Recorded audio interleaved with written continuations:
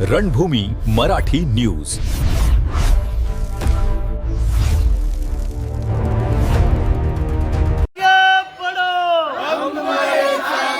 हमारा नेता कैसा हो? भारतीय जनता पार्टीचा। प्रभाग क्रमांक 29 मध्ये भारतीय जनता पक्षाकडून इच्छुक उमेदवार म्हणून शिवाजी नाना बर्के आणि त्यांच्या पत्नी सौ संगीता शिवाजी बर्के यांच्या प्रचाराला नागरिकांकडून उत्स्फूर्त प्रतिसाद मिळत आहे। गेल्या 2 दशकांहून अधिक काळ प्रभागातील पाणीपुरवठा, वीज, रस्ते, स्वच्छता, आरोग्य आणि शिक्षण या प्रश्नांवर सातत्याने काम केलेल्या नेतृत्वामुळे नागरिकांचा विश्वास शिवाजी नाना बर्के यांच्यावर अधिक दृढ होत आहे। भाजप मंडळ क्रमांक 1 चे अध्यक्ष म्हणून काम करताना त्यांनी जनतेचे प्रश्न प्रशासनापर्यंत थेट पोहोचवले। आंदोलने आणि मोर्चांच्या माध्यमातून नागरिकांच्या हक्कासाठी सातत्याने आवाज उठवला। कोरोना महामारी दरम्यान त्यांनी दाखवलेली सामाजिक बांधिलकी विशेष कौतुकास्पद ठरली। लॉकडाऊन काळात गरजू कुटुंबांना मोफत धान्य, पत्रकार कुटुंबांना किराणा किट तसेच मल्टीव्हिटॅमिन गोळ्यांचे वितरण केले। रेमडेसिवीर इंजेक्शनच्या काळाबाजाराचा पर्दाफाश करून अनेकांचे जीव वाचवण्यास हातभार लावला। वाढीव वीज बिलांविरोधात आंदोलन करत त्यांनी नागरिकांच्या हक्कासाठी संघर्ष केला। ते म्हणतात की जर भाजपकडून उमेदवारी मिळाली आणि नागरिकांनी विश्वास दाखवला तर प्रभाग क्रमांक 29 भयमुक्त, सक्षम आणि आदर्श प्रभाग बनवणे हा त्यांचा निर्धार आहे। निवडून आल्यास महिलांसाठी गृहउद्योग योजना, युवकांसाठी व्यायामशाळा आणि क्रीडा सुविधा, अद्ययावत वाचनालय, ज्येष्ठ नागरिकांसाठी नाना-नानी पार्क आणि विरंगुळा केंद्र निर्माण करण्याचे आश्वासन त्यांनी दिले आहे। विद्यार्थ्यांसाठी एमपीएससी, यूपीएससी आणि इतर स्पर्धा परीक्षांसाठी मार्गदर्शन केंद्र सुरू करण्याची घोषणाही करण्यात आली आहे। सुरक्षेसाठी सीसीटीव्ही कॅमेरे बसवणे, जुन्या ड्रेनेज लाईन बदलणे आणि मोठ्या पाईपलाईनचा प्रकल्प राबवण्याचे नियोजन आहे। महिला, ज्येष्ठ नागरिक, दिव्यांग आणि गरजू घटकांना शासकीय योजनांचा लाभ मिळवून देण्यासाठी स्वतंत्र यंत्रणा तयार केली जाईल। नागरिकांसाठी, विकासासाठी आणि जनहितासाठी कटिबद्ध असल्याचे शिवाजी नाना बर्के आणि सौ संगीता बर्के यांनी स्पष्ट केले आहे। शिवाजी दादा बर्के हे पहिल्यापासून म्हणून राहावं आणि सर्व प्रभागात विकास करणारे माणसं आहेत, त्याच्याबद्दल अभिनंदन त्यांचं। ज्येष्ठ नागरिक संघातर्फे अभिनंदन। आमचे शिवाजी नाना करतील ती पूर्व दिशा। त्यांनी दत्त चौक, उत्तम नगर, पंडित नगर चौकड लक्ष टाकलं। तसं पण मग आता लोकांनी सहकार्य करा, आमचं पण सहकार्य तुम्ही पण करा असं आमचं म्हणणं आहे। का लई लोकांना मदत केली, हातावर असून, गरीब असून, लहान असून दवाखाना केला लोकांना। कोणाच्या मौतीला हात नाही लावले, कोणी करोनामध्ये त्यांनी मौतीला हात लावले, दवाखान्यात वाटले, एवढं केलं त्याने सहकार्य। हा, एवढं सहकार्य केलं त्यांनी, इकडून पुढे ते पण सहकार्य करणार। फक्त आम्हाला सहकार्य त्यांनी करावं असं आमचं म्हणणं। सहकार्य करावं तुम्ही, एवढं आमची विनंती आहे। हात जोडून पाय पडून विनंती आहे आमची तुम्हाला। एवढं अज्ञान असल्यामुळं बरं का, अज्ञान मासून एवढं पुरवलं, एवढं तुम्हाला अर्ध्या रात्री कामं येतील, अर्ध्या रात्री त्यांना हाक मारा ते उद्या जोगे। नाशिक महानगरपालिका प्रभाग क्रमांक 29 साठी भारतीय जनता पार्टीकडून इच्छुक उमेदवार असलेले आपले शिवाजी नाना, मागच्या मी 8-9 वर्षापासून त्यांना बघतोय। बेरोजगार तरुणांसाठी कोरोना काळामध्ये त्यांनी सगळ्या लोकांना मदत केली, मोफत अन्न वाटप झालं असेल, तसं कोरोना काळामध्ये अँटीजेन टेस्ट झाले असतील, आर्सेनिक गोळ्या वगैरे झाल्या असतील, त्यांचं भरपूर मोठं काम आहे इकडं।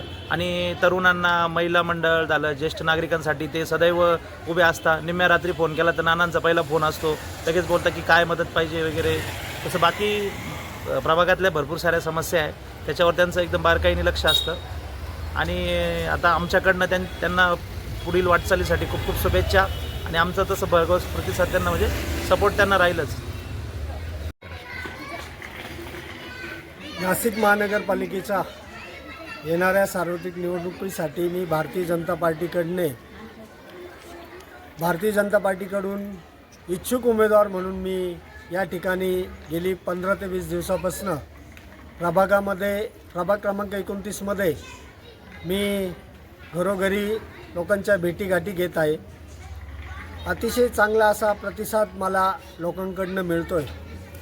गेली 20 ते 25 वर्षापासून मी ह्या भागामध्ये लोकांची सेवा करतो आहे आणि भारतीय जनता पार्टीच्या माध्यमातून मी अनेक अशा सरकारी योजना असतील, मग त्या केंद्रातल्या असतील, राज्यातल्या असतील, महानगरपालिकेच्या असतील, ह्या लोकांपर्यंत पोहोचून त्यांना त्या योजनेचा लाभ अनेकांना मी मिळवून दिलेला आहे. त्याचबरोबर रुग्णसेवा, हजारो लोकांचे ऑपरेशन असतील, काही त्यांचा औषधोपचार असेल, अशा अनेक प्रकारच्या सुविधा मी ह्या नागरिकांना मिळवून दिलेल्या आहे. तसेच प्रभागामध्ये ज्या काही समस्या असतील, मग त्या वेगवेगळ्या प्रकारच्या समस्या असतील, ड्रेनेजच्या असेल, पाण्याच्या असेल, रस्त्याच्या असेल, ह्या मी माझ्या पक्षाच्या माध्यमातून, आमदार सीमाताईच्या माध्यमातून, तसेच आमच्या भागातील नगरसेवकांच्या माध्यमातून या ठिकाणी सोडवलेले आहे. आणि त्याचबरोबर आपल्या प्रभागामध्ये शालेय प्रवेश असतील, विद्यालयीन प्रवेश असतील, हे सुद्धा मी विद्यार्थ्यांना या ठिकाणी अनेक विद्यार्थ्यांना मिळवून दिलेले आहे. त्याचबरोबर RTE ह्या माध्यमातून आर्थिक दुर्बल घटकातील जे काही माझ्या भागातील नागरिक राहतात, त्यांच्या पाल्यांना, हजारो पाल्यांना मी मोफत प्रवेश मिळवून दिलेले आहे. असे अनेक कामं मी ह्या प्रभागामध्ये केलेले. त्यामुळे ह्या भागातील तरुण असतील, माझ्या महिला भगिनी असतील, ज्येष्ठ माता, पालक, अशा अनेक लोकांचा मला भरभरून या ठिकाणी पाठिंबा आहे. आणि नक्कीच भारतीय जनता पार्टीने मला उमेदवारी जर दिली तर नक्कीच विजय हा निश्चित होणार आहे. नाना, आपण प्रभाग 29 मधनं निवडून आल्यानंतर आपल्या प्रभागामध्ये आपलं विजन काय असणार आहे, त्याचा विकास कशा पद्धतीने आपण करणार? प्रभाग क्रमांक 29 हा कामगारांचा प्रभाग आहे. ह्या प्रभागामध्ये 70% हे कामगार वस्ती आहे. आणि दैनंदिन जीवन जगत असताना अनेक जण आपला उदरनिर्वाह काहीतरी व्यवसाय करून ह्या प्रभागातील नागरिक करत असतात.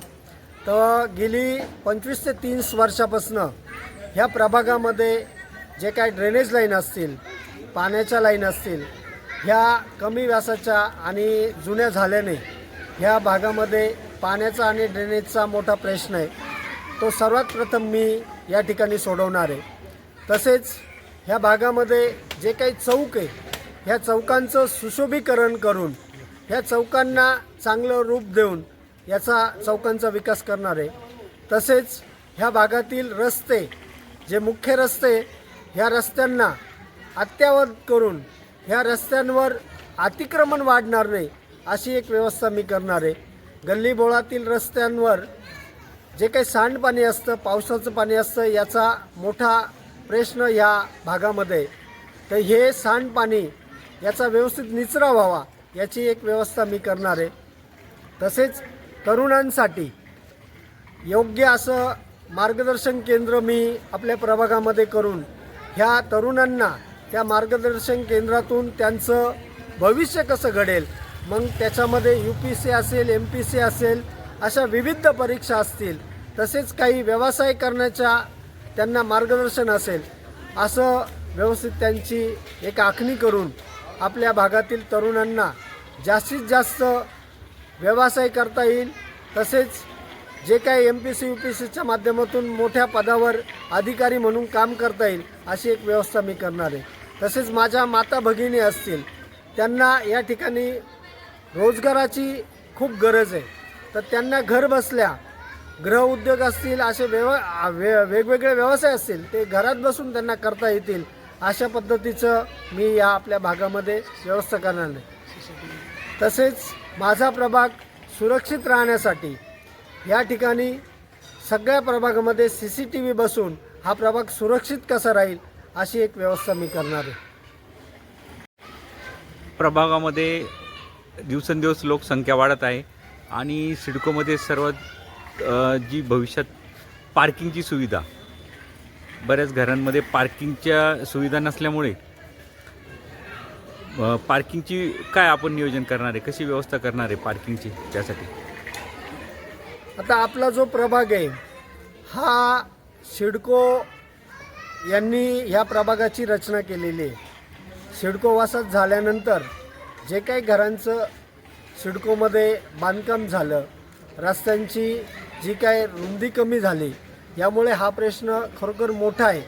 आणि याच्यासाठी नक्कीच महानगरपालिकेकडनं जे काही ओपन पेस आहे ह्या ओपन पेसवर जास्तीत जास्त मजली पार्किंग कशी करता येईल आणि ह्या सिडकोवासियांना आपल्या 4 व्हीलर असतील, इतर व्यावसायिक गाड्या असतील, ह्या त्या ठिकाणी पार्किंग करता येतील अशी एक व्यवस्था मी करू शकतो.